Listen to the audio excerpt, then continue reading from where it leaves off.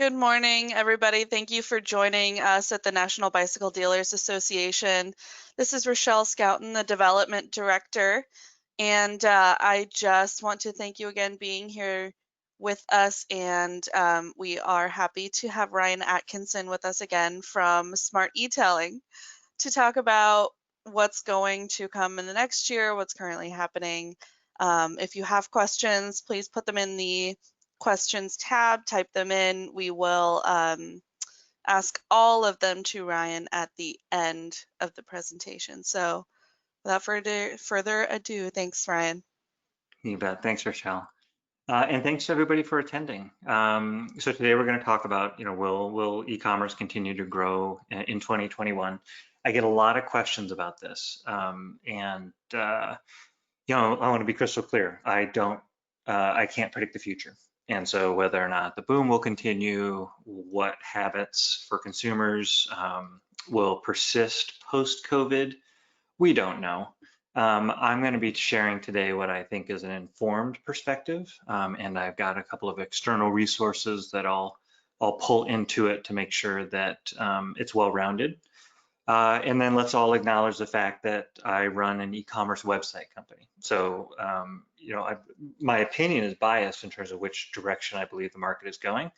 But those of you who know me, hopefully you feel like you can trust that I'll give an honest opinion in the best interest of your business, because here we believe that serving our customers is the best way to serve ourselves. So just briefly, a little bit about Smart E-Tailing in case you don't work with us. We're roughly a 60-person company based in Boulder, Colorado. We were founded roughly 20 years ago. We've been, really, right when e-commerce started to emerge, the co-founders of our company identified, a key perspective that has really proven to be true. Early in the days of internet and commerce, the assumption was that the internet would allow local businesses to access global markets. And Mark and Barry took a different approach. They felt that the internet was going to allow local businesses to be more accessible to local customers. And you're really going to see as we talk through this today that they were right. We provide websites for over 1,000 retailers across the US and Canada. Plus we run an extensive product locator tool called Buy Local Now that can both be used by manufacturers to direct qualified buyers on manufacturer websites to your business. But then we also use it as a product locator website of buylocalnow.com, where we use advertising promoting independent local bike shops to attract consumers to that site, where they can then find bike shops near them that sell the product that they want.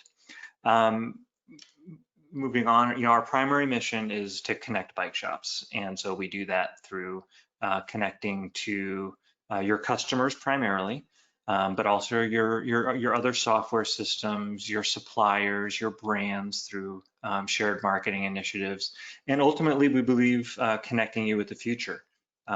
Each of you are running businesses of varying sizes. Those of you who are of a certain size may have an operations team or maybe a marketing team that can assist you.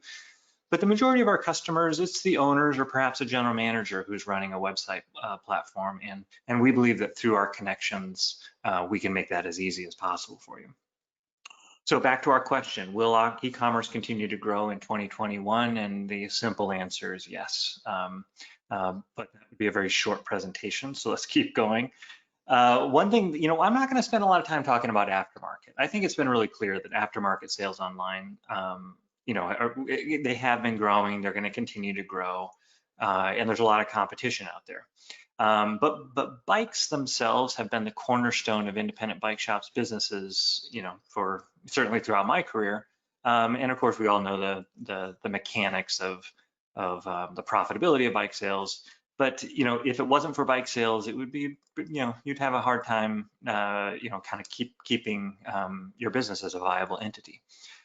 So what 2020 certainly proved is that consumers are willing to buy bikes online, and there has been a lot of speculation about that over the years in terms of what's the best experience to consumers. And marketers like myself have said things like the customer is king and that they can choose, or queen, and they can choose to shop however they want.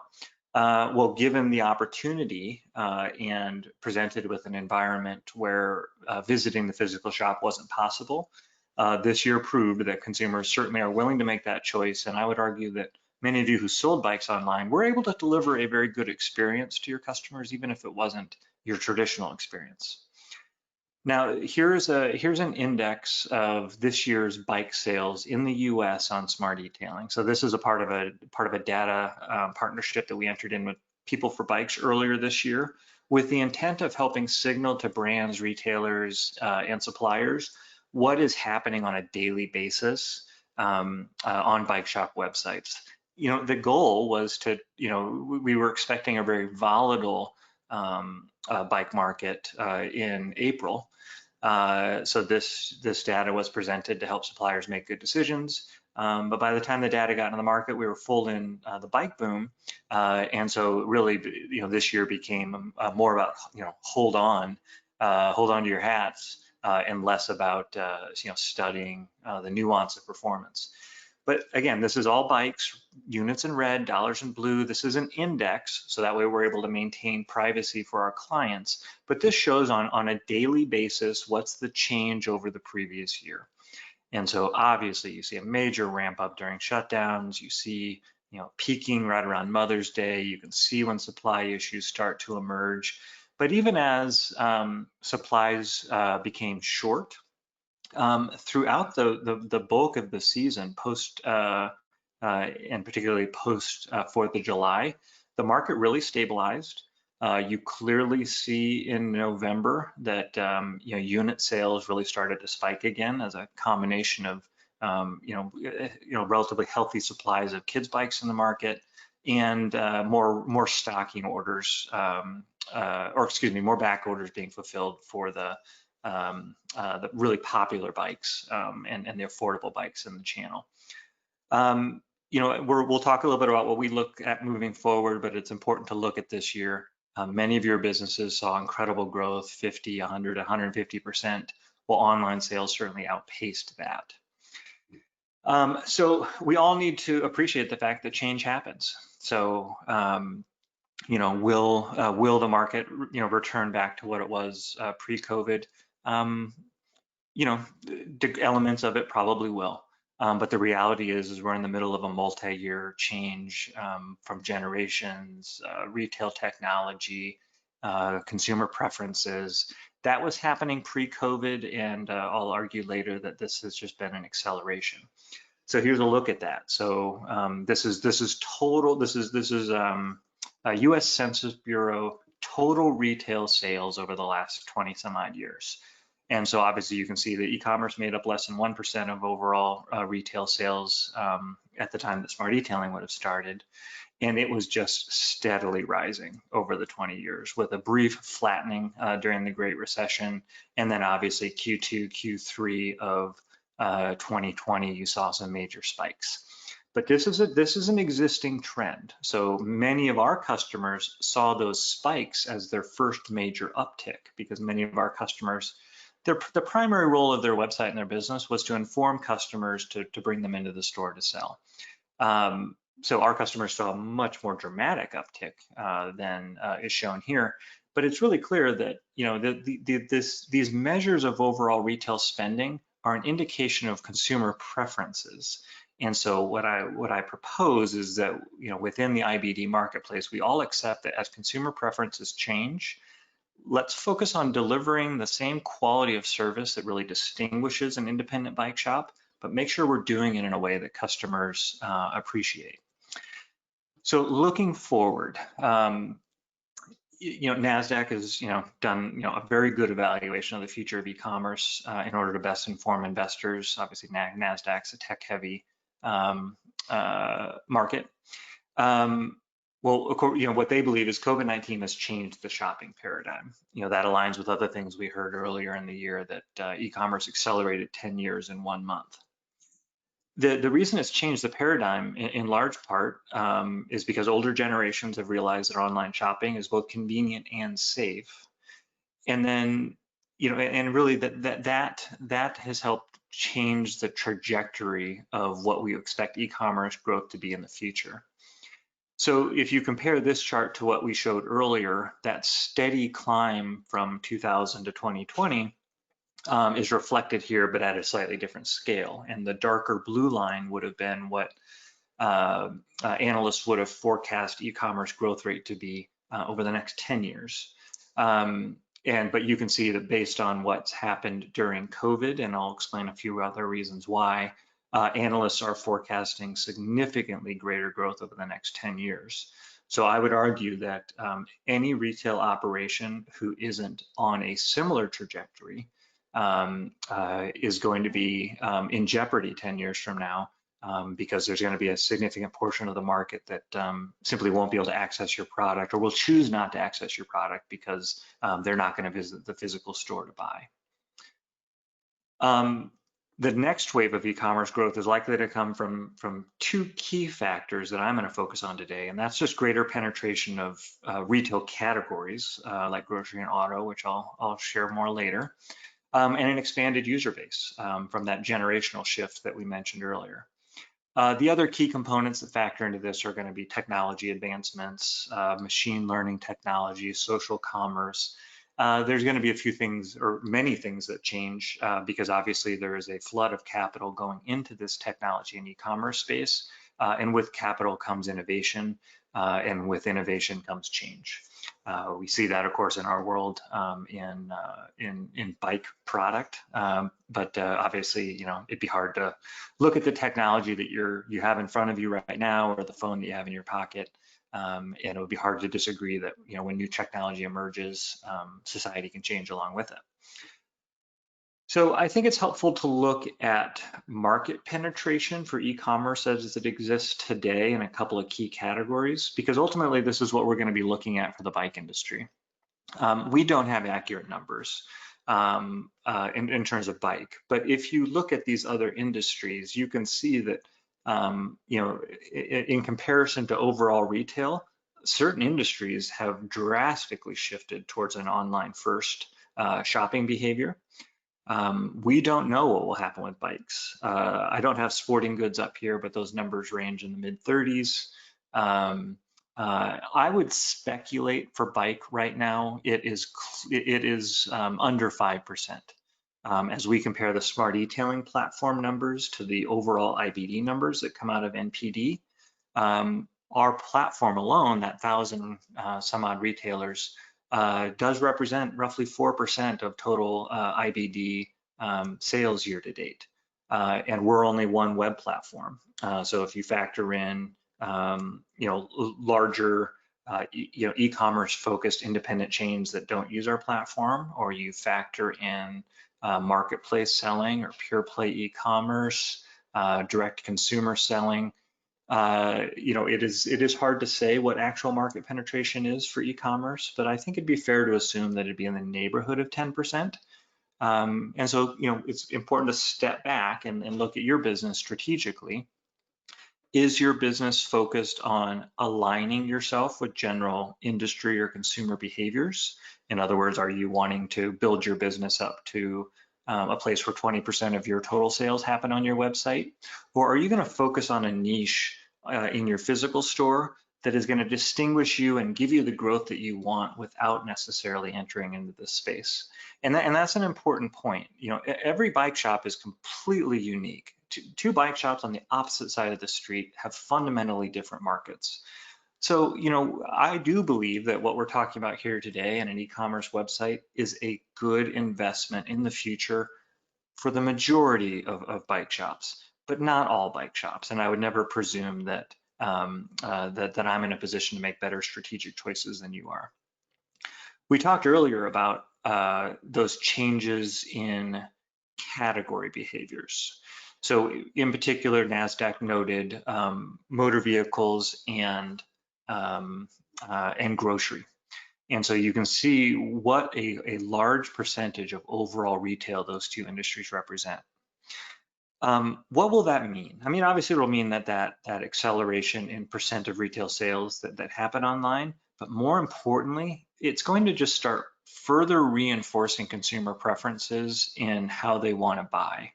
When car sales eventually, further shift online than what they have today, how is that going to impact bike sales?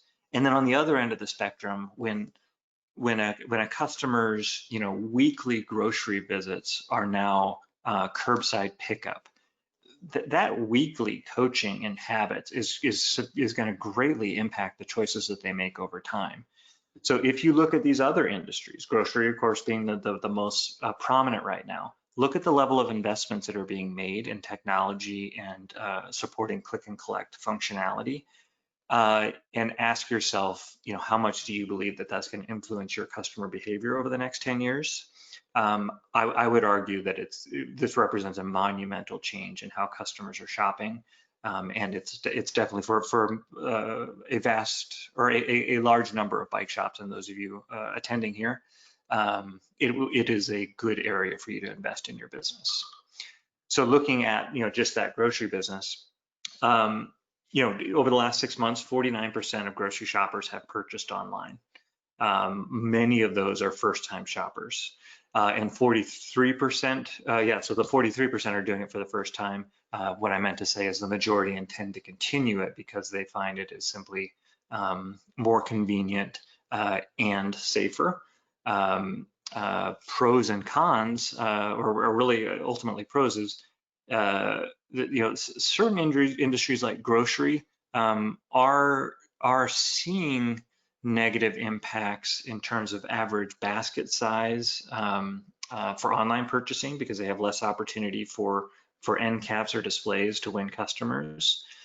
But if you look opposite, or if you look for another bright spot, when you get an online customer into the store for a click and collect purchase, I believe it's nearly 70% of those customers also purchase an additional item when they come into the store. So that piece of it is most relevant to your business, because I'll show you later, currently about roughly half of all orders placed on Smart Detailing are for in-store pickup. It peaked much higher earlier in the year, but we expect that trend to also to continue to progress, which gives you a lot of opportunities to upsell to customers. So the other component of what is going to grow e-commerce is the expanded user base. So here's the primary generations that are impacting retail sales today. We, of course, have been focused on the younger generations, in particular millennials, over the last decade. And now millennials and Gen X combined, or actually millennials on their own, but they make up the largest share of the population, the workforce, and most important to retailers, purchasing power. And so that millennial spending power will be a key driver for e-commerce growth over time as young professionals develop in their career, get more discretionary spending, fall in love with cycling. This is a customer that we definitely need to cater to. And then if you look, what's coming after millennials is the Gen Z, and they're digital natives. They grew up with an iPad in front of them. And in this generation, they're spending 10+ hours a day on a connected device.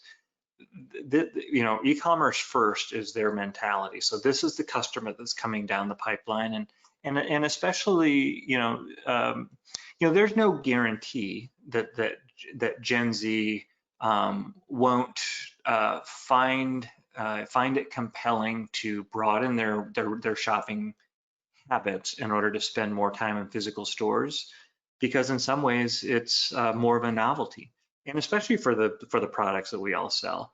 There is a lot of content out there to help buyers make relatively informed choices. But at a certain point, a certain percentage of these buyers are going to recognize that talking to an expert is going to help them. So this isn't going to be an all or nothing equation. But across these younger generations, e-commerce is now not only routine, which I want to stress, that's what that grocery piece means to me, but also it's their preferred channel. They like it for several reasons, which we'll discuss later. But here's the important note. We don't have effective enough research, in my opinion, for us to determine what percentage of overall sales in the IBD channel are coming from baby boomers today. But I would argue that it's a very significant number. And if you compare these two charts, it would be intuitive to say that 85% of millennials are willing to buy off of the internet without seeing a product. And it would be intuitive to think that a baby boomer would not share those same preferences. But according to this study, we'd be wrong about baby boomers. They have also adapted to the benefits of e-commerce. And so what are those benefits to a consumer? We know all of these, but let's take a moment to kind of reflect on them because it really informs whether or not this is going to continue to progress. So first and foremost today in today's market is safety. It is less time exposed to the broader population, and it gives you less control over your own health. Again, we don't know which parts of these behaviors associated with COVID will persist, but you have to assume some meaningful portion of the population will be hesitant to go into public spaces, especially indoors, for a number of years. I mean, think about kind of what we know about our parents or grandparents who grew up in the Great Depression. Some of the behaviors that they adopted during that part in their lives followed them for their entire lives. You have to assume that there's a full generation that are experiencing what we have now, or we're experiencing now, and are going to make similar shifts. Convenience speaks for itself. The joke has always been that someone can shop online, in their underwear on their couch. Yes, people can shop however they want, and they're constantly shopping. Shopping is a hobby for many people. I miss physical presentations because I'd love to ask how many of you have a shopping cart active in a browser right now, and chances are, 4 out of 5 of you would raise your hand. You're always looking at something and stepping away and occasionally buying, but that accessibility to so much information is really compelling. And much more convenient than traveling to a store and finding parking and going in and waiting to be helped, et cetera, et cetera. Consumers, of course, understand that there's more selection online. Any physical retailer, but from the smallest bike shop to the largest Walmart, it is still a constrained space. And so you simply can't provide the same assortment that an online retailer can. We could all agree that there's probably a relatively narrow range of product in the bike market that really meets the kind of quality standards that many of us who ride a lot, would expect from a product. But the general population, especially new to cycling, doesn't know. If they look at a $10 lock on Amazon with reasonable reviews, they maybe don't really appreciate that is, it's not sufficient for their needs compared to a high quality kryptonite lock, for example. And so you have to assume that portion of the population that is spending the majority of their time shopping online doesn't get exposed to that distinction the way that they would if they came into your shop. So that obviously can have a negative impact on your sales if you're not participating in that process. Price transparency is very valuable. It's a certain part of all of our demographic, or excuse me, your buyers, to them, time is more valuable than money. And so they want to come in, they want you to tell them what they need, and price is really no object. But for the majority of us, we're price comparing. That doesn't mean we'll buy from clearly a low quality or risky seller just because an item is cheaper. But we certainly want to make sure that we're getting a good deal on the item that we're purchasing. And so it puts more pressure on your business to make sure that your pricing is competitive, but it doesn't necessarily have to be the lowest. Consumers just want to see, and they don't necessarily want to come into the store and spend that time browsing to get an understanding of what pricing is, and then have to go to another shop across town in order to compare whether the pricing is good. The internet gives all of that at the click of a button. And then lastly is consumer reviews. So user-generated content has become a major influence in buying behavior, whether it's shopping online, picking an auto shop, or choosing the restaurant you want to go to. this kind of social equity that is built up through consumer reviews is a big influencer in buying behavior, and it's simply more accessible online than it is in the store. So, what we talked about, and what we just talked about in terms of the reason somebody shops online, those were true pre-COVID. But what we're really here asking is will online growth continue? And the way I've found in the way experts talk about what will last and won't last during post-COVID is that some changes are persistent. So, if you've traveled internationally, you've seen that over the last 20 years that you're more likely to see someone of who lives in an Asian country more likely to be wearing a mask in an airport, and that might have stood out to the typical American before. Maybe that's the trajectory the U.S. is on. We don't know. And again, some percentage will, some percentage won't. But most experts think that shopping behaviors are going to be a persistent change because people have just discovered how convenient it is. So when we're talking about retail, we have to ask ourselves, is this the retail experience that most consumers are going to return to as their primary preference? And are they going to do that after they've experienced how convenient this is? To place your order online, pull up to a dedicated curbside pickup lane, and have a friendly employee put the products in your car for you so you can get on with your day. People's lives today are heavily scheduled, especially if there's children in the household. The ability to fit this type of shopping into a busy life essentially frees back that time for customers that we talked about earlier. And again, this isn't all or nothing, especially for the types of products we sell, but this is the way our customers are being coached. So where does that leave physical stores? I have consistently focused on following the leaders. I believe that if we stay only focused on what are other bike shops doing or what are specialty retailers doing, we can miss out on a lot of opportunities that come from watching retailers that have so much more capital than any specialty retailer does. So please excuse me if this bores you, but I constantly go back to Target because their CEO, Brian Cornell, he has just made a series of good choices that were risky choices over the last 5 years. And so, as he said in this recent Forbes article discussing their third quarter results, a few years ago, everyone said that stores were obsolete. Amazon was going to take over the world. Well, Target saw a different path. And it wasn't just a strategic choice. They saw what the customer wanted. The customer wanted that convenience, but they also wanted speed. And that's been Target's key advantage over the last 3 years against Walmart, has been that they have, I believe, 1,900 stores nationwide, and each one of those stores is essentially a fulfillment center that allows customers to have rapid access to the products that they want. So Target has done a great job of blending technology with the physical space and making major capital investments in infrastructure like these drive-up pavilions that you start to see emerging at stores.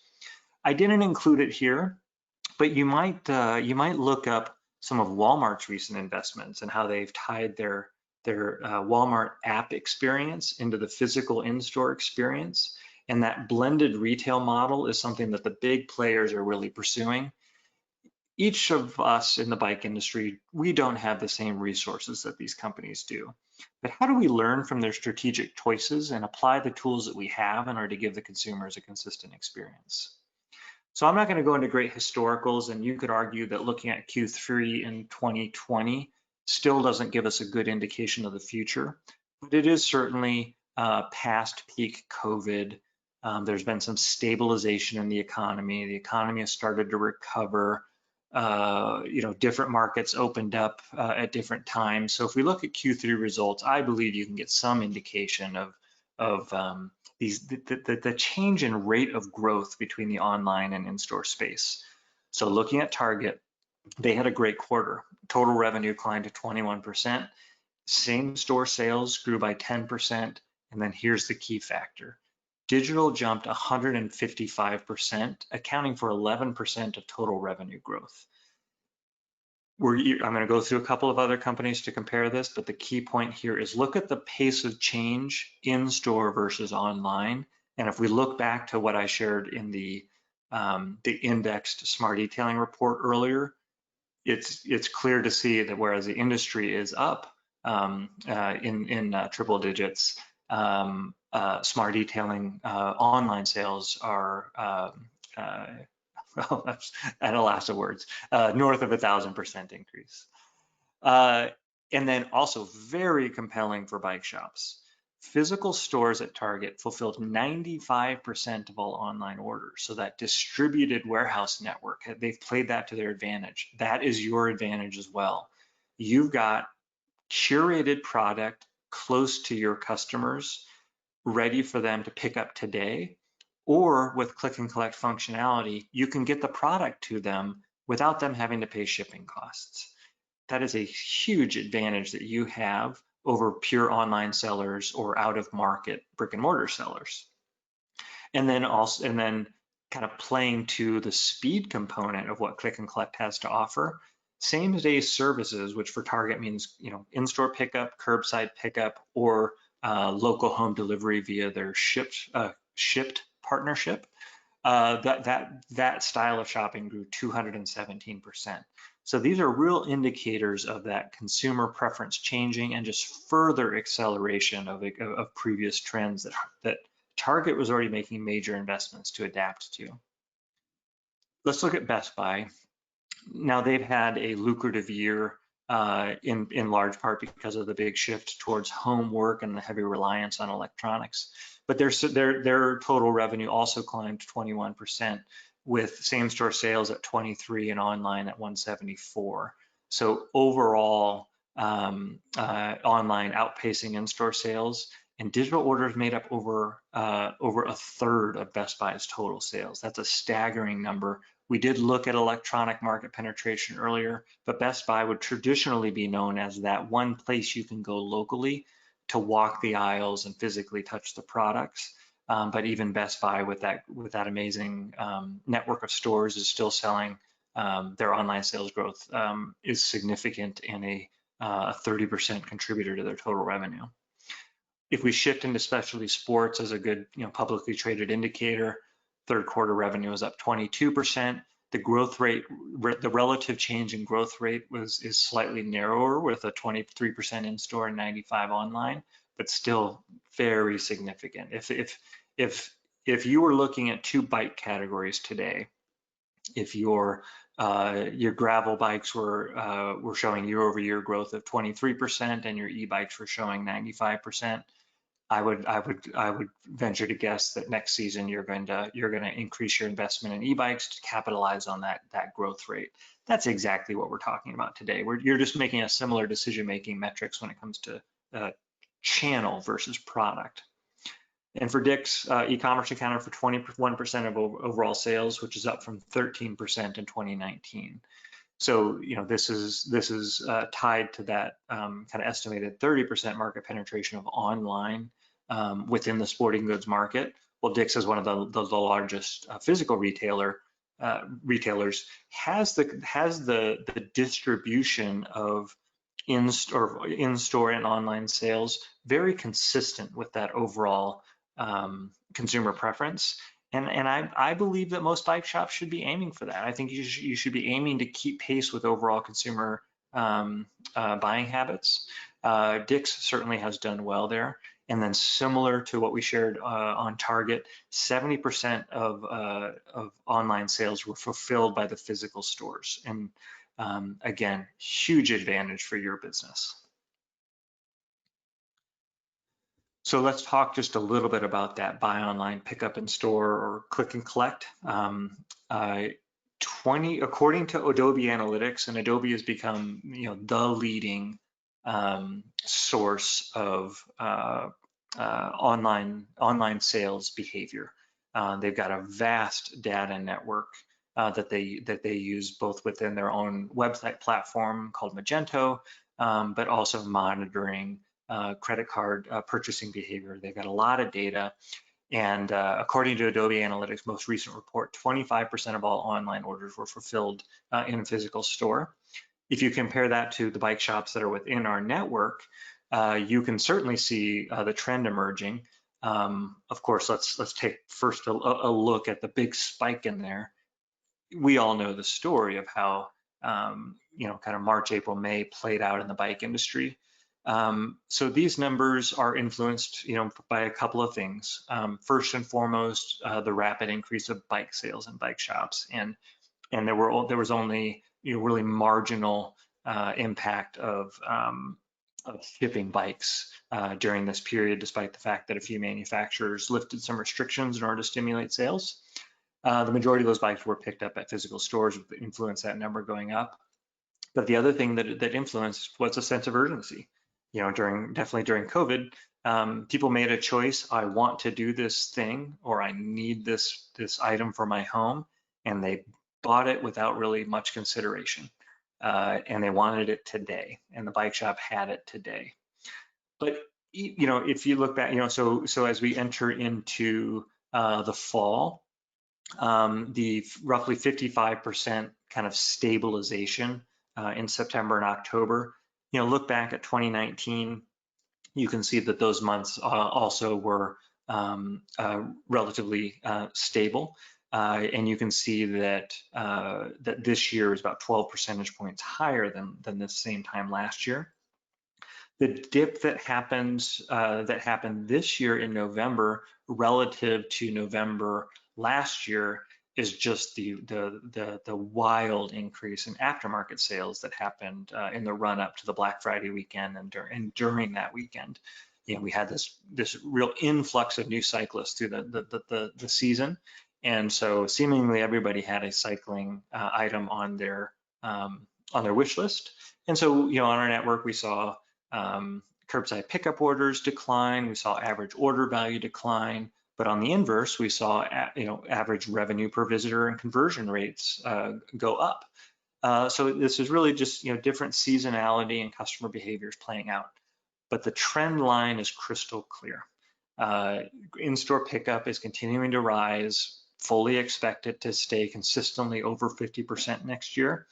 And again, that's great for your business. It drives home your strategic advantage of being the local experts, being the resource for customers when they need you, and they're coming in the store to pick up items and giving you and your trained sales staff the opportunity to upsell and build relationships. So how do you take advantage of this? So you do need to have a digital plan. I'm going to keep it very simple. First, you've got to have an e-commerce website. That kind of goes without saying. I do believe that we make that very easy for bike shop owners, but you do have choices. You do need to maintain it accurately. Customers will be very frustrated if they see a product online that you don't have in the store, or you'll lose business because there was a price change and you didn't adjust pricing. So maintenance is very, very important. This is a e-commerce websites, even ours, which is highly automated for bike shops, is not fire and forget. It does require maintenance. View it as a customer service component of your business. It represents operational excellence, a consistent experience for your customers online. When those orders get placed, you have to manage them effectively and build relationships with your customers. So, many of our customers in previous years, online orders were somewhat infrequent. They didn't have good processes. It was something that they would do at the end of the day, and most of their local buyers would really accept that. But today, customer preferences has changed. The volume of online orders has gone up. So it really does put pressure on your organization to develop new processes and training procedures to manage those online orders well. But also play up your strategic advantage. This is not a dispassionate commercial relationship. You want to turn this customer into a lifelong cyclist. You want them to be a lifelong customer for you. So provide great customer service and how you communicate about orders, offering live chat to assist in the buying process. These are all things that are going to help you compete. And then engage in marketing. So you can certainly take advantage of these consumer trends in a passive way. Simply simply put up an effective website and take the business that comes your way. And you will likely progress towards a more representative, sales distribution to the overall market. But you likely have some catching up to do. If you're less than 5% of your total sales right now, and the overall market is at 20, it's time to get to work with some marketing in order to get your business back on pace. So the margins are too thin in this industry for you to lose significant sales because of a lack of digital market share. I've always recommended that you keep the playbook simple when it comes to marketing. Email marketing is the most commonly used and effective form of marketing for bike shops. We do put it in the loyalty category, so you're not necessarily going to gain net new customers from email marketing. It's about loyalty. It's about getting more purchases annually from the customers you've already worked with. Social, obviously, building relationships, putting new product arrivals, product launches, linking back to your website can really be an important building block. Branding is going to be more important than ever. The thing that's going to help distinguish your business from other online competitors is that your customers know you. You're the local bike shop. And brand building can be done doing the activities you've already done, sponsoring events, assisting with charity rides, showing up at trail building days. That's all brand building. But make sure that your brand is front and center so people can appreciate what is it about this business that makes me want to shop with them, and something beyond just the fact that they're 5 miles away from you. Customer service in the store is going to grow this business for you. It's very, very simple. When a customer asks about a product that you don't have on the sales floor, don't retreat to behind the counter and look at a B2B website. Pull your phone out of your pocket, open your website, and excuse me, I'm speaking mostly to Smart Detailing here because of the integrations with warehouses. Use your own website to determine whether or not a product is available in the channel, showing the customer that they can interact with your website to find whatever they want and beyond what you have in the store. And then just use this as an opportunity for a presumptive sale.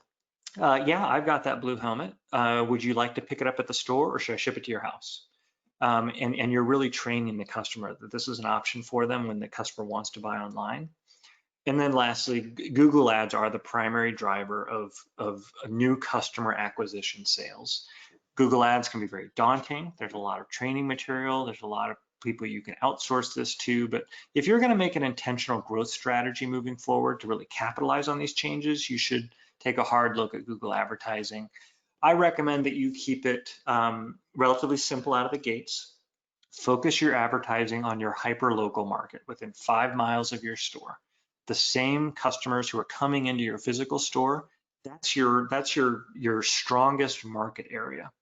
If you focus your advertising in that area, you can capture more market share out of that target market, the people who aren't shopping with you or buying online or buying at another competitor in the area.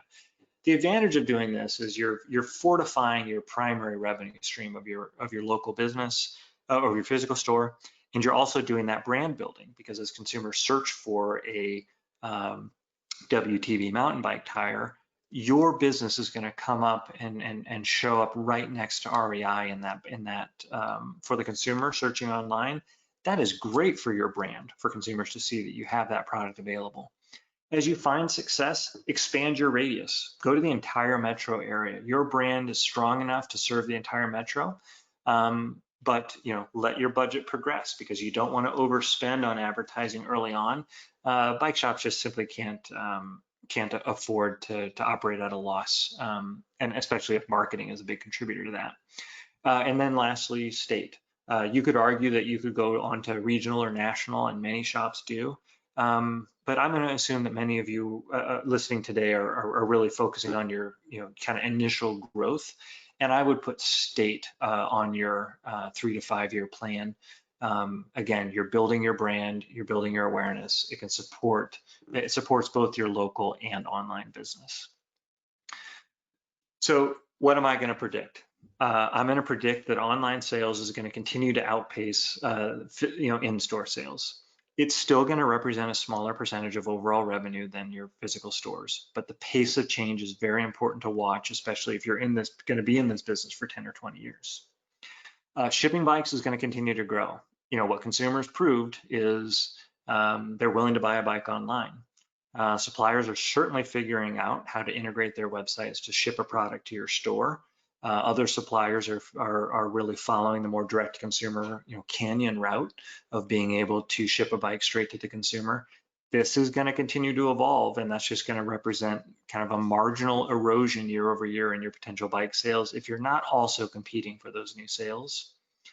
You're going to see new competitors emerge, specialty players who see the bike boom. They're going to have relatively easy access to capital, and they're not going to be encumbered with some of the same operational expenses or commitments that you have as a physical retailer, so they can maybe get into an emerging market quickly in a way that you're not able to react to. You're going to see a progression of the direct consumer business.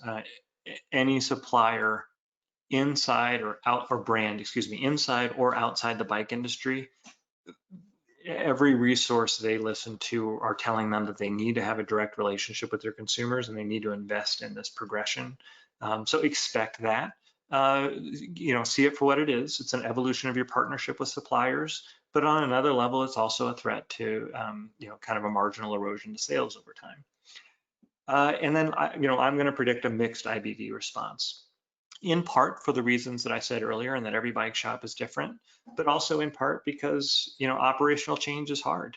And at Smart Detailing, we've seen for 20 years a real resistance to online selling, often philosophical, often rooted in, kind of e-commerce being bad.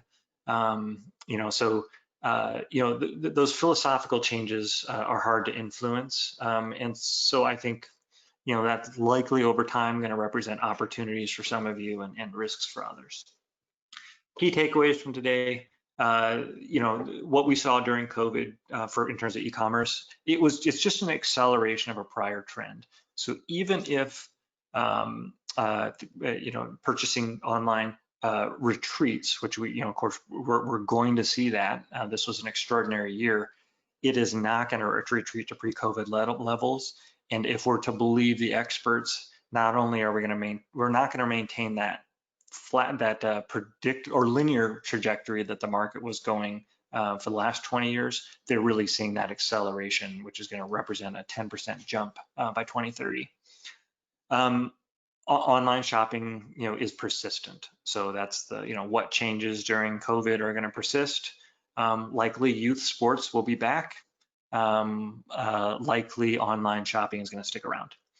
And then lastly, you've got a local advantage. So if you allow yourself to think, I can't compete with Amazon, so I'm not going to do this, I would say that that's a false argument. You can say, I serve my community exceptionally well through my physical store. I want to serve more people in new ways, and I want to compete online. That's all I've got today. So I'd like to open it up to questions. I'm going to stop screen sharing. Sorry, Rochelle, I think I went just a little bit long, but hopefully not critically long. So I'll turn it over to you. No problem. I think if we do questions for about 10 minutes, right up to the hour mark, I think that'll be good. All right, we got a few here. First one, how does curbside pickup drive the CNC omni-channel promise of 70% of these customers buying additional items at pickup? It seems to do the opposite long term. I might be missing what CNC means, but I think I can answer the spirit of the question. I think that is something where you can look at current COVID, where consumers really wanted to be in and out of the stores quickly.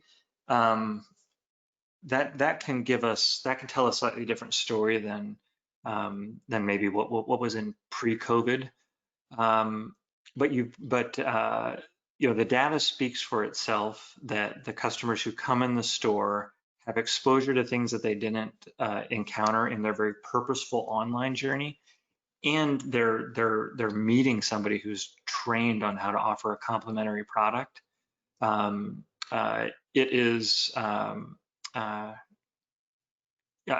think I'm answering your question well because my head's going a lot of places. I would say the area that was most harmful this year was add-on sales with bikes. And so we are, as an industry, going to have to be focused on that. I do believe in the P&A space, it shouldn't be too hard, or it shouldn't be too out of reach to sell complementary aftermarket products with a buy online, pickup in store. But with bikes, we collectively need to figure out how to more effectively get add-on sales up. All right. What is your recommendation for handling bad online reviews? What's the best approach? Yeah. Um, there's a lot of information about this, so I do recommend you kind of Google it. But the general behavior is when you get an online review, acknowledge it publicly. You know, I'm sorry you had that experience. We hold ourselves to a higher standard. I'd love to make it right for you. Please contact me directly. And so then what you do is you take that engagement process with the customer offline, but future customers who see that review will see that you cared enough to engage with a negative review and you want to make it right. And consumers generally understand that you know, kind of every negative review is not a true representation of the actual business. All right. If I sell online, do I need to hire more staff? That's a good question. This year, you definitely you may have reallocated staff or felt you needed to. Our general rule of thumb is that if you're selling, you know, below $200,000 on your website each year, you can manage that with your existing staff. Typically, it's owner, manager are managing orders, and they do it, and you do have to adjust how you manage your days and maybe delegate a few things differently. And of course, document your processes and start cross-training other employees as you grow. When you go north of that $200,000 mark, especially if your orders are biased towards aftermarket, the order processing volume does start to climb. And so we do see retailers starting to assign more dedicated staff, not necessarily exclusively. So they may be part-time employees or even full-time salespeople that during the week focus on online orders and then work like a half a shift on the weekend to cover peak in-store times. But the key here is if you hire, you do not need to hire for a high wage employee. You need to hire somebody who's detail oriented for order management and has a good sense of customer service and is organized. That shouldn't cost you any more than a salesperson on the floor, but you really only want to do that if the online sales contribution to your business justifies the payroll.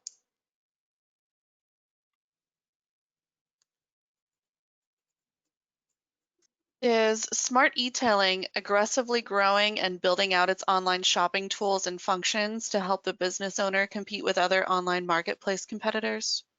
I sure hope so.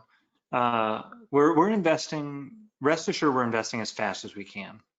If I'm going to be perfectly frank, we have a 20-year-old application, and so some of our pace of change is a little slower than I would like because we have to integrate new components of our software with the old components.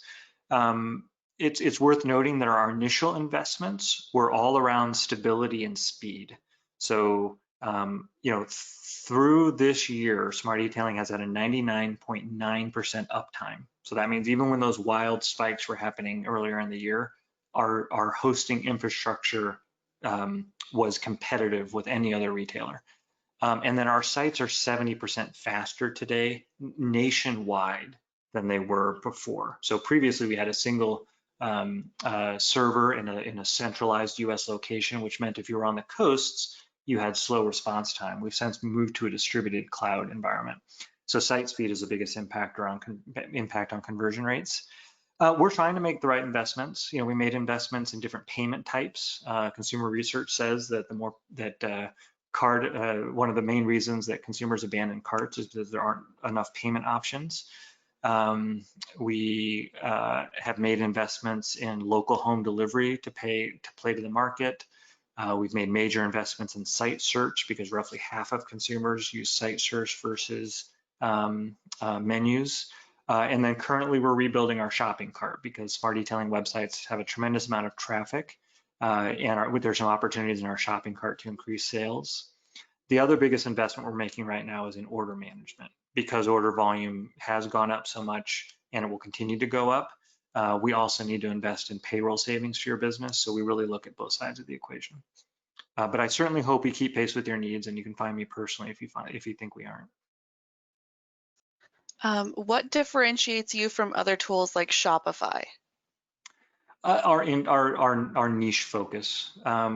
So smart detailing, all we do is independent bike shops. So what does that mean to you? The primary thing is we have the pre-built cycling content. So we have relationships with 400 brands and suppliers. And so as soon as product is released, it's delivered to us, oftentimes in advance with an embargo date in place. We're able to build out the product catalog. So I mean, the amount of time that your team would have to invest in building out a catalog, let alone having integrated reviews features, would be massively time consuming. And then the product that displays on your website, kind of what pulls from that giant catalog, is all informed based on data from your point of sale system and supplier warehouses. So, if your point of sale is Shopify or Lightspeed, there can be integrations with some of these other platforms. I believe the number 2 market share for point of sale systems is Ascend, and I believe we're the only web platform that integrates with Ascend. But those supplier integrations are the key. If you only want to sell your curated in-stock inventory, I think you've got reasonable other options if you're willing to invest in content creation and maintaining a balance between your in-store inventory and your online. But if you believe that consumers want an expanded selection, our supplier integrations are pretty unbeatable. Perfect. And I'm going to do one more question before we sign off here. Mhm. 2020 was different. People bought bikes online because they had to. Buying in store is still the best way for customers to get the right bike. If I sell a bike online, am I giving a poor experience that will hurt my business in the long run? It's a great question, and maybe the most important question. I tend to avoid absolutes. So I think we can say the best experience for the consumer in buying a bike is to visit a shop. They're going to ensure they find just the right bike for them, just the right fit, just the right accessories, and have somebody there to help them really engage with the product. But the reality is the customer is going to buy the way that they want, and so our job is to deliver the best aspects of the in-store customer service experience in the way that customers want, to try and close that gap in terms of what the quality of the experience is. So that is the challenge ahead of you, is how do you meet the customers where they are while still living up to your own expectations, understanding that customer experience is going to be the key driver of loyalty over time. All right. We are just about at the hour. Thank you, Ryan, for being with us and for this great presentation. And if anyone has questions going forward, they can contact us, info@nbda.com, or I'm sure contact Ryan. Yeah. Contact me anytime, ryan.a@smartdetailing.com, or just reach out to our support team and ask them to put me in touch with you. Perfect. All right. Thanks again. Thank you, everybody, for being with us. We will see you soon. Thanks, everybody.